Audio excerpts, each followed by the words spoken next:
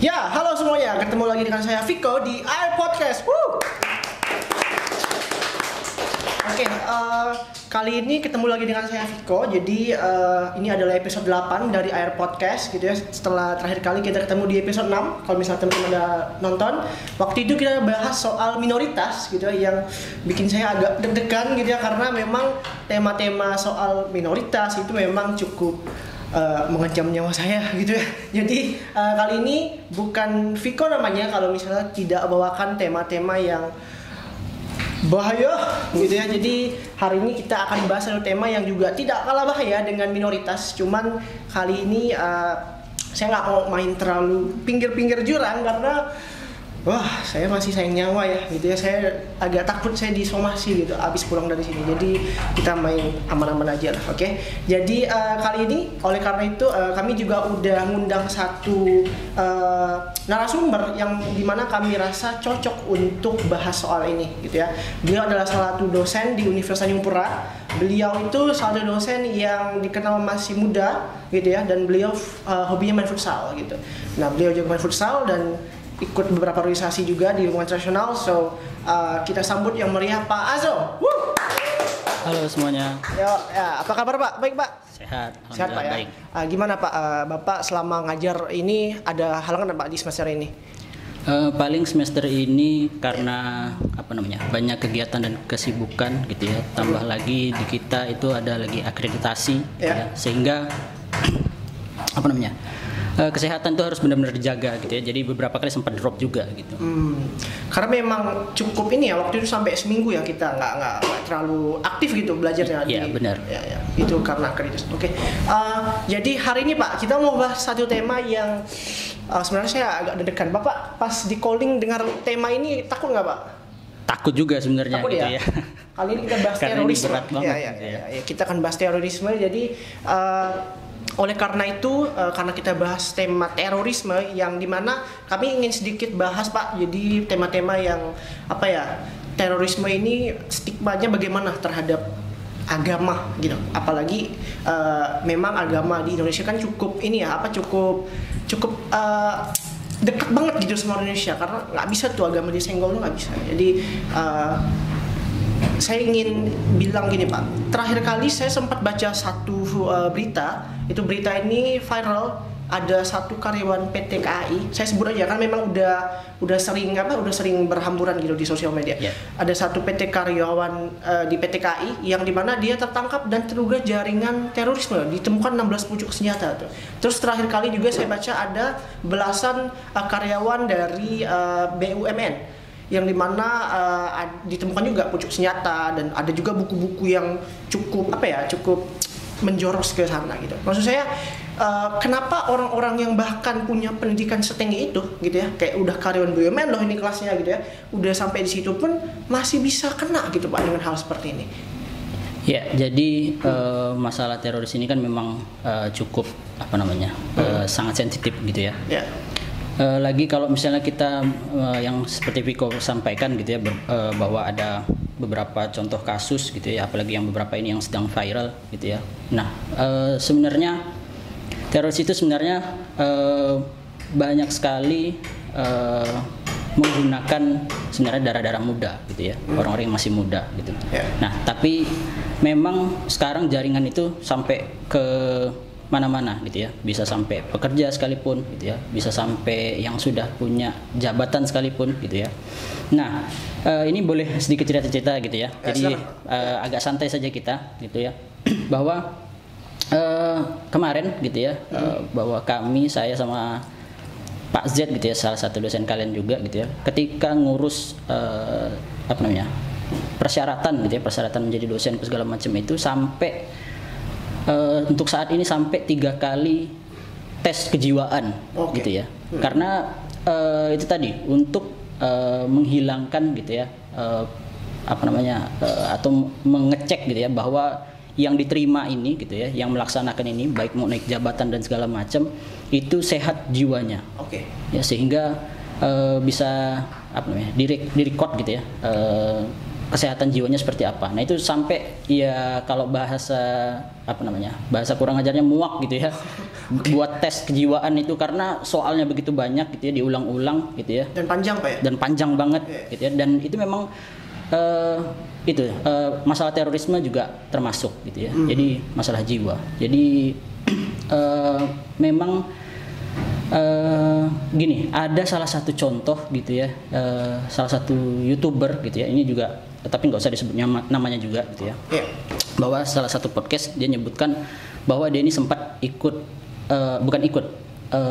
menyukai ISIS gitu ya, menyukai ISIS gitu, sempat menjurus ke arah sana gitu ya. Nah dia ini istilahnya udah tua juga gitu ya, udah berumur juga, tapi masih sempat ke arah sana juga gitu, sempat, jadi pandangannya cukup ekstremis gitu. Nah ini kan melihatkan bahwa manusia itu lagi nyari yang namanya jati diri gitu ya. Nah ketika melihat jati diri, melihat sesuatu yang bersifat doktriner gitu ya, dan tertanam dalam jiwanya gitu ya, sehingga bisa membuat seseorang itu akhirnya berubah arah. Cara pandangnya berubah. Cara pandangnya itu berubah. Sehingga memang cukup pendidikan tinggi pun tidak menjamin Pak ya. Iya. Tidak menjamin seseorang itu bisa tetap lurus, tidak belok gitu. Ya ada kemarin kan kalau misalnya kita di kelas itu kan saya pernah ngasih contoh gitu ya. Seorang dokter juga, istri seorang dokter dan istrinya juga dokter gitu, juga ikut istilahnya ya terorisme ini. Gitu ya, saya pernah ngasih sampel gitu ya. Nah bahwa ya dokter mau siapapun gitu ya, ketika mencari istilahnya jati diri gitu ya, lalu kemudian permasalahan dunia dan segala macam, nah itu bisa berujung ke sana itu juga pasti bisa juga. Dan ada satu pemantik di mana saya rasa agama itu juga sering dibawa-bawa gitu ke dalam konteks terorisme, padahal sebenarnya terorisme dan agama nggak ada hubungannya, mau agama apapun itu ya, maksudnya tapi entah kenapa agama itu sangat seksi sekali, kayak sering sekali dijadikan bahan untuk jadikan bahan untuk doktrinisasi gitu. Agama yang udah bener itu dibelok-belokin buat tujuan mereka tersendiri untuk doktrinisasi, padahal udah bener nih tapi masih dibelok-belokin. Nah orang-orang yang akhirnya nggak punya kemampuan atau pengetahuan lebih terhadap agama ya gampang untuk dikelabui, padahal itu udah dibolak-balik, udah dibelok-belokin gitu. Digoreng-goreng gitu. Ya udah digoreng-goreng sehingga terlalu banyak yang kena. Maksudnya adalah kenapa agama yang dipakai? Kenapa tidak status sosial? Kenapa tidak etnis yang dipakai? Kenapa harus agama? Ini sebenarnya awal mulanya itu seperti yang udah mungkin masyarakat umum juga tahu gitu ya. Awal mula kenapa agama ya Islam gitu ya mulai menjadi background teroris gitu ya, bagi orang-orang yang yang melakukan tindakan teroris itu. Awal mulanya itu kan dari meledakkan gedung WTC di Amerika itu. Nah di situ bahwa Amerika merasa bahwa itu perbuatan Al-Qaeda gitu kan. Nah dari situlah agama mohon maaf gitu ya, Islam gitu ya, dijadikan sebagai sasaran politik, maksud saya sasaran terorisme gitu ya. Nah kalau tadi Piko juga udah nyinggung gitu ya bahwa terorisme ini secara teori memang nggak ada kaitannya dengan agama gitu ya. Nah sekarang itu makanya terorisme itu selalu bersinggungan dengan yang namanya radikalisme gitu. Nah jadi radikalisme inilah yang istilahnya akhirnya mempengaruhi tindakan-tindakan terorisme. Nah sedangkan tindakan terorisme itu sebenarnya ya tindakan untuk membuat rasa resah gitu ya, membuat ketidaknyamanan gitu ya, membuat banyak korban dan segala macam ya tindakan terorisme ini. Nah makanya di Untan sendiri kalau Viko sadar gitu ya, udah gencar juga ini dalam menangani terorisme gitu ya. Kalau bisa dilihat di bundaran yang kedua gitu ya, ada papan-papan di pinggir jalan itu selalu berdampingan ya, mencegah terorisme dengan radikalisme. Karena itu sekarang bersinggungan, yang kata Viko bilang tadi bahwa sekarang terorisme itu erat kaitannya dengan agama gitu aja. Nah, apa namanya? Teror ini kan ya kalau kita secara santai bilangnya orang gagal cinta saja bisa diteror gitu ya. Iya, betul. Ada yang viral-viral di TikTok itu gitu ya, diserang di rumahnya, dilemparin apa namanya sebungkus kayak apa namanya kain kafan gitu ya, dibaluri ada paku segala macam, dilempar di depan rumahnya, itu kan tindakan teror. Iya, gitu ya. iya. Nah jadi teror itu sebenarnya nggak ada konteks awalnya nggak ada konteksnya dengan agama gitu ya. Jadi tindakan-tindakan yang membuat kita resah, membuat kita merasa tidak nyaman gitu ya. Nah walaupun memang terorisme ini kan bagian dari komunikasi juga, karena ada hal yang ingin disampaikan di belakangnya seperti itu. Nah ya itu tadi kalau kaitannya dengan agama gitu ya. Nah karena mulai existnya gara-gara apa ya, yang Amerika itu tadi gitu ya, diserang segala macam. Nah sekarang akhirnya terorisme itu selalu dikaitkan dengan yang namanya agama. Apalagi sekarang istilahnya kelompok terorisme yang terbesar di dunia itu kan ISIS gitu ya, yang membawa lambang yaitu keagamaan itu seperti itu tadi. Ya, saya setuju, dan saya rasa salah satu alasan kenapa yang saya tanyakan tadi Pak, agama sering dipakai untuk jadi bahan itu karena menurut saya agama itu adalah salah satu hal yang paling dekat gitu sama manusia, sehingga apa ya, kayak punya ikatan batin gitu kita sama agama, sehingga mereka pakai itu untuk nyentuh orang. Karena saya pernah baca satu interview, jadi dia bilang ini mantan teroris Pak, saya lupa namanya siapa, tapi intinya adalah dia bilang dia bisa atau timnya bisa itu mendoktrin orang, mencuci otak orang itu hanya dalam 1 jam untuk mengubah orang itu jadi teroris.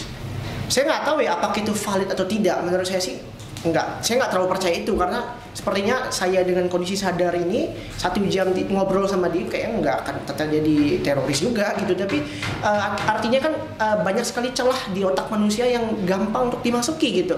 Maksud saya adalah kalau dari sisi akademisi gitu Pak, Bapak sebagai seorang dosen gitu, untuk di HI sendiri bagaimana melihat teroris ini, dan ada nggak kayak kriteria khusus gitu di HI yang ngomongin soal terorisme? Misalnya ada batas tertentu, misalnya kalau misalnya dia udah pernah bunuh orang, sekelompok orang, genosida, baru dihitung teroris, atau kalau dia belum dihitung teroris, atau bagaimana? Di HI sendiri bagaimana? Oke, kalau kita ngomongin dari sisi HI gitu ya, terorisme ini menjadi hal yang favorit juga yang diteliti oleh anak-anak HI, gitu ya.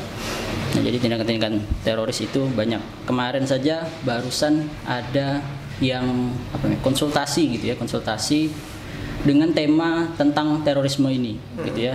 Bagaimana nanti ada peran organisasi dalam bidang keagamaan yang ikut serta dalam menangani itulah, misalnya seperti itu.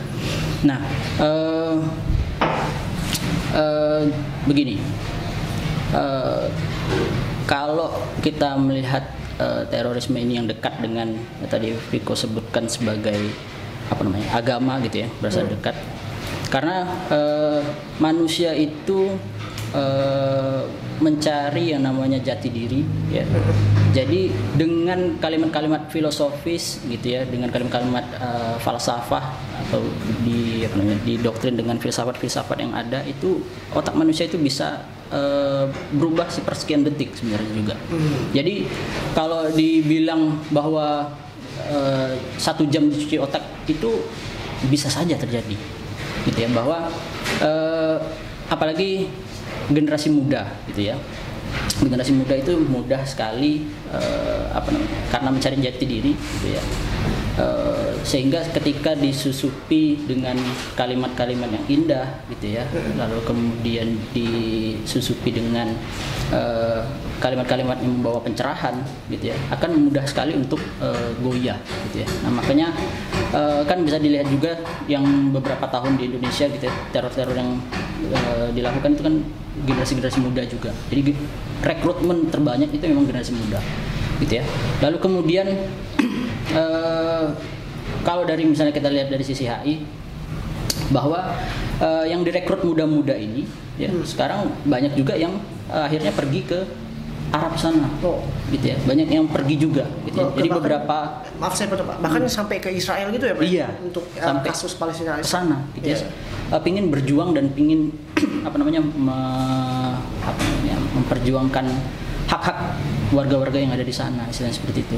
Ya kalau ini bahasa mudahnya, kalau bukan kita siapa lagi gitu. Jadi ya itu juga kalimat-kalimat doktriner gitu ya. Kalau bukan kita yang turun siapa lagi? Nah, jadi banyak sekali gitu ya. Mudah untuk pergi juga ke sana untuk ikut serta dalam terorisme dan segala macam itu, paham-paham seperti itu. Oke. Jadi memang bahkan saya pernah baca Pak ya. Jadi kayak para teroris ini itu sebenarnya udah nggak setradisional dahulu.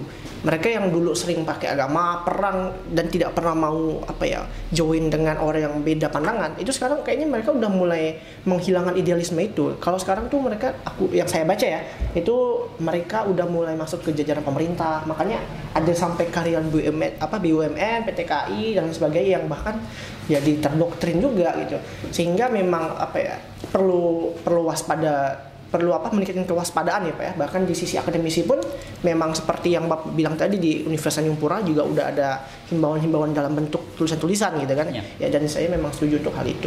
Nah kalau begitu kira-kira kalau di Indonesia sendiri, kita nggak usah jauh-jauh Pak, misalnya di Indonesia juga sering terjadi itu terorisme, dan memang akhirnya yang jadi yang jadi momok dicaci maki itu akhirnya malah agamanya, padahal harusnya nggak ada hubungannya kan. Harusnya orang-orang itu sadar bahwa nggak ada hubungannya ataupun nggak ada korelasinya antara agama maupun terorisme. Menurut Bapak bagaimana peran media gitu? Maksudnya saya rasa media itu sangat penting.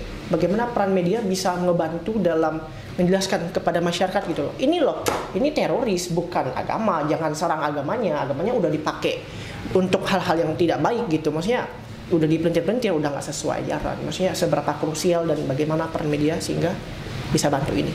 Oke, ya sebenarnya media ini sebagai pisau bermata dua juga, gitu ya. Bisa sebagai penyelamat dari misalnya konteks kita misalnya ngomongin terorisme ini, ya. Bisa juga malah akhirnya jadi menyebar kemana-mana gitu ya. Nah saya agak keluar dikit karena tadi memang bahasnya misalnya Indonesia gitu ya. Nah kenapa terorisme ini dikaitkan dengan agama gitu ya? Ada bukan satu contoh. Jadi ini yang dibahas juga anak-anak HI gitu ya.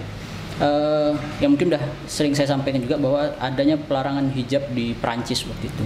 Gitu ya. Itu kan bagian dari kebijakan yang lihat kayaknya penggunaan pakaian budaya ini bisa berakibat ke ujung sana gitu istilahnya, bisa sampai ke terorisme. Nah lalu kemudian yang terbaru adalah kemarin yang saya baca itu adalah pelarangan menggunakan pakaian yang agamis. Itu di sekolah-sekolah, utamanya ada salah satu universitas gitu ya. Di Prancis juga? Di Prancis juga. Jadi nggak boleh menggunakan pakaian budaya. Nah karena ketakutan itu sampai di situ. Gitu. Jadi pakaian itu kan termasuk budaya juga. Nah dan apalagi ini kaitannya dengan agama gitu ya. Nah kalau kita ke Indonesia gitu ya, kenapa akhirnya agama itu menjadi momok gitu ya. Nah ini contohnya juga yang baru-baru terjadi adalah ada di kasus di Jakarta itu seorang penguntit yang ada di salah satu, saya lupa musola atau masjid gitu ya. Jadi dia seorang laki-laki mengenakan pakaian wanita full cadar, serba besar gitu ya, untuk menguntit seorang wanita di belakang. Mengintip Pak ya? Ya mengintip. Memang ya jelas ya satu ruangan gitu dengan si wanita. Jadi wanita itu mungkin mau ganti pakaian, mau ganti mukena, segala macam itu ya diplototin lah istilahnya di situ. Gitu ya. Nah jadi korelasinya tadi ya jadinya pakaian itu juga akhirnya kaitannya dengan agama juga, bahwa dilihat pakaian-pakaian begini nih menjurus ke ekstremis gitu ya. Pakaian-pakaian begini nanti bisa mengakibatkan teroris juga seperti itu. Jadi ya itu tadi akhirnya ya gitu ya, yang jadi korbannya adalah agama gitu ya, karena kan itu. Akhirnya jadi ini ya Pak ya, jadi seperti it's always a two side of coin gitu. Maksudnya itu selalu seperti dua mata sisi koin, yang dimana selalu ada aja yang ditumbalin gitu, padahal nggak ada hubungannya sama sekali gitu. Dan saya masih ingin balik kepada peran media, Pak. Oh iya. Ya. Saya lanjutkan gitu ya. Jadi kalau peran media ini ya itu tadi kan viral tuh penggunaan pakaian. Nah sehingga akhirnya orang masyarakat sekarang was-was gitu ya, was-was melihat orang-orang dengan pakaian-pakaian yang ini gitu ya. Nah karena berita itu udah tersebar kemana-mana. Lalu kemudian kan ada yang viral juga bikin jokes gitu ya, pakai pakaian agama, bawa tas, ngelempar terus kabur. Ada. Itu kan juga sering tuh. Itu kan wah parah. Orang sampai kabur luar biasa itu kan, sampai ketakutan luar biasa. Nah jadi ya itu simbol pakaian agama ngelempar pergi gitu ya. Nah itu disebarkan ke masyarakat luas, akhirnya ya teroris ini agama jadinya seperti itu. Framing. Jadinya framing gitu. Yeah. Nah tapi banyak pula kalau bisa kalian lihat gitu ya di generasi muda juga ya di TikTok, Reels dan segala macam juga banyak juga sekarang istilahnya pelajar muda yang belajar agama itu akhirnya menyampaikan bahwa agama atau misalnya agama tertentu itu tidak ekstremis kok, gitu ya. Nah agama itu malah justru menyebarkan keindahan, gitu ya. Nah lalu kemudian menyampaikan juga bahwa pengeboman, gitu ya, bunuh diri dan segala macam tindakan yang membuat resah itu bukan bagian dari agama, karena agama itu selalu istilahnya tolong menolong gitu dalam kebaikan. Iya. Dan saya setuju juga Pak. Maksud saya adalah sebenarnya media media itu sebenarnya hanya menyampaikan berita. Sebenarnya tergantung kepada diri sendiri lagi gitu. Kita nggak bisa menyalahkan media. Misalnya kita ada pisau gitu. Saya ini analogi. Pisau bisa dibuat buat motong sayur, motong buah, bisa juga buat nusuk orang. Yeah.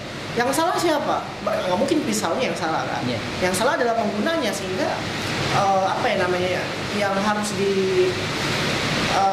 kita itu perbaiki adalah mindset kita sendiri gitu, bukan medianya, tapi ya pandai-pandai kita mencari media mana yang memang memberikan berita yang berkualitas gitu. Makanya saya sering ngomong tuh ke teman-teman saya kalau baca berita ke tempat yang memang udah kredibel. Karena kalau enggak bahaya juga buat masing-masing. Nah, kalau respon pemerintah sendiri bagaimana Pak terkait terorisme ini? Karena sempat dulu di 2002 kalau salah di bom Bali ya, kan juga terorisme tuh. Saya nggak ngelihat langkah konkret dari pemerintah. Kalaupun ada, saya rasa nggak terlalu gimana deh. Iya, langkah kalau misalnya kita ngomongin pemerintah langkah konkret gitu ya. Tadi sebenarnya udah saya singgung di awal gitu ya, bahwa sekarang untuk misalnya masuk ke PNS ya, Polri dan segala macam, itu tadi langkahnya mau naik tes kejiwaan. Jadi lihat jiwanya aman nggak nih gitu ya. Lalu kemudian upaya-upaya ya kemarin seperti yang Vicky bilang gitu ya, para Densus 88 dan segala macam itu bekerja untuk mencari biang-biang dari terorisme. Gitu. Lalu kemudian kalau dikategorikan peran pemerintah lagi adalah sekarang di instansi sekolahan ya, dari SD, SMP, SMA sampai kuliah itu memang ada penyuluhan dan sosialisasi dari pemerintah gitu ya, untuk supaya anak didiknya itu diberi pengetahuan tentang terorisme ini, ya, supaya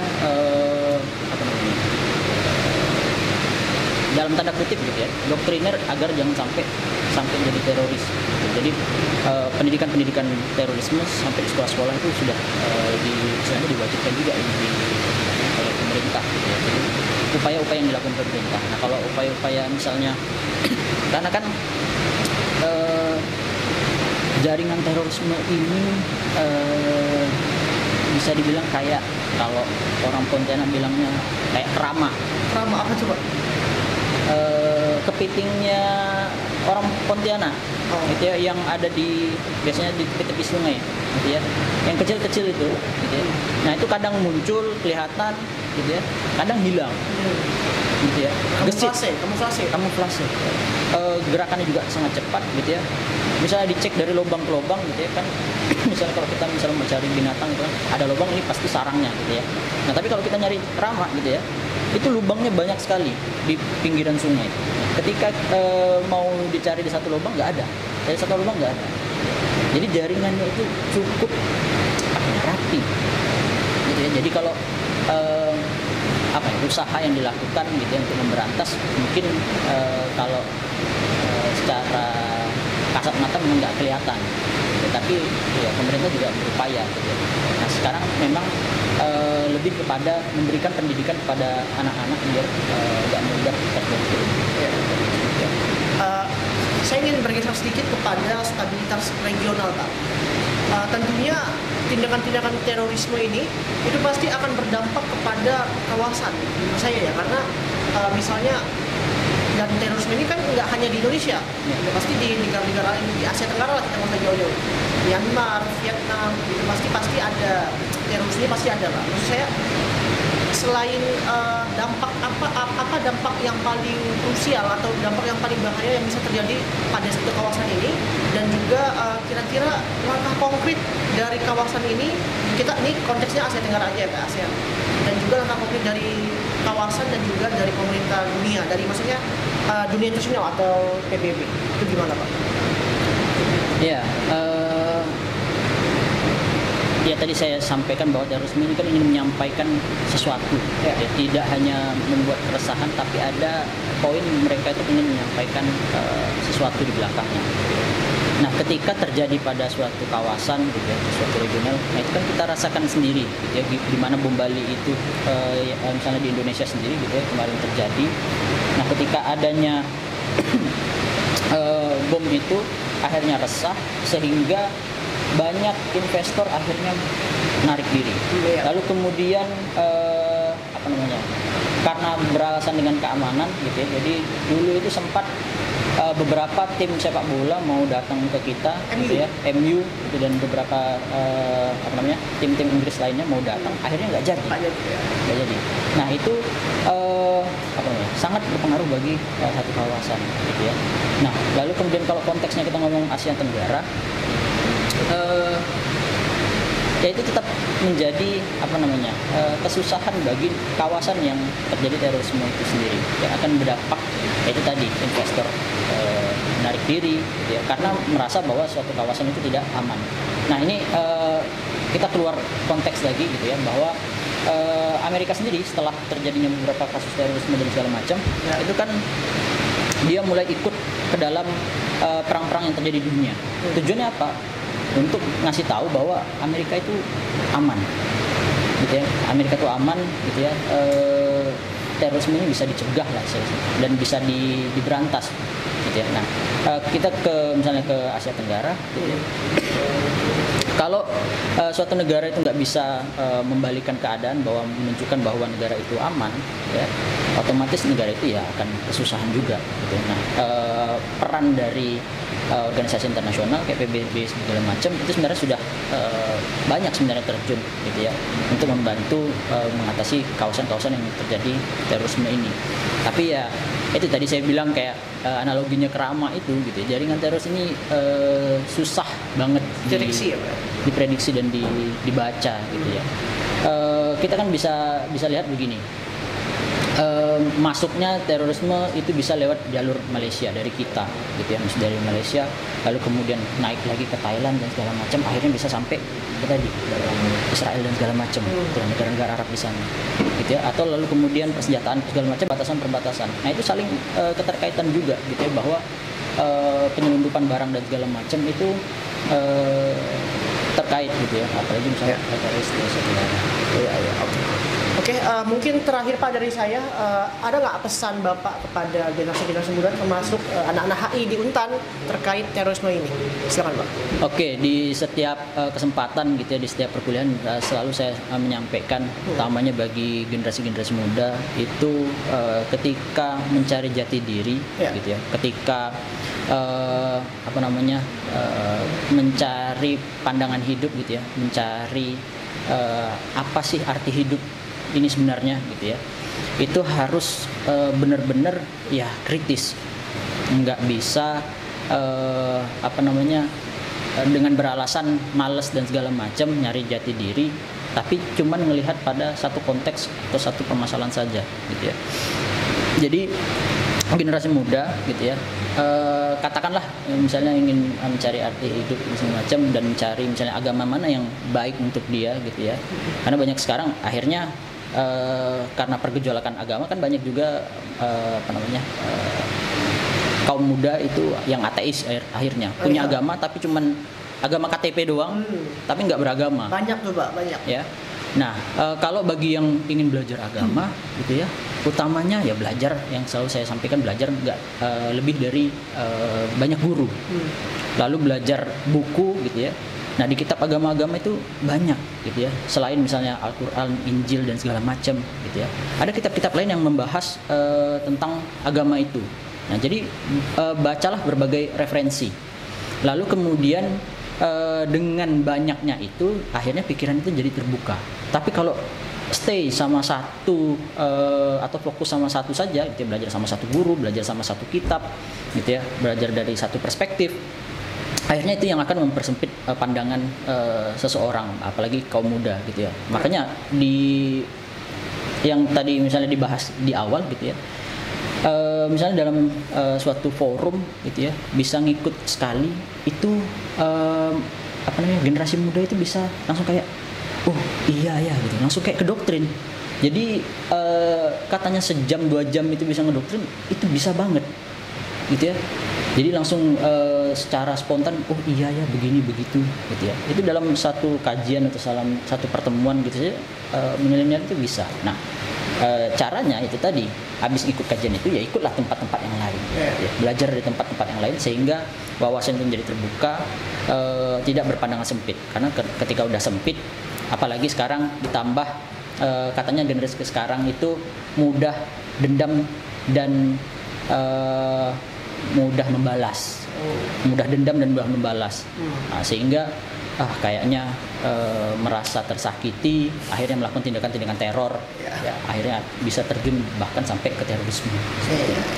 Itu aja sih. Oke, terima kasih Pak.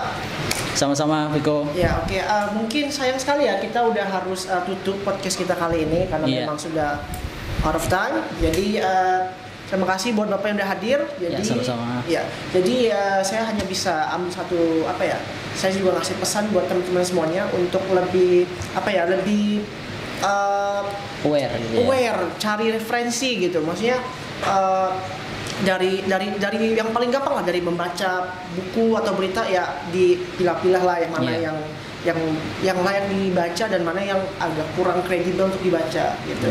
Nah, sehingga sangat penting untuk kita semua untuk paham bahwa terorisme dan agama tidak ada korelasi. Tidak ada korelasi ya. Jadi tidak ada hubungannya teroris dan agama, itu hanya stigma yang dimana itu mari kita pelan-pelan menghilangkan stigma itu. Teroris agama it's different. Oke? Jadi sekali lagi terima kasih buat Bapak yang sudah hadir pada siang hari ini podcast iRecords ya di episode 8 ini. Semoga bermanfaat Pak ya. Bagi teman-teman semuanya yang mungkin kalau ingin bertanya mungkin boleh jawab pribadi Pak kali Pak ya. Iya, boleh secara pribadi. Atau datang ke kelas-kelas juga boleh. Iya. Oke. Mungkin itu saja. Thank you dan tonton terus iRecord di episode selanjutnya. Selamat pagi, siang, sore, malam. Thank you.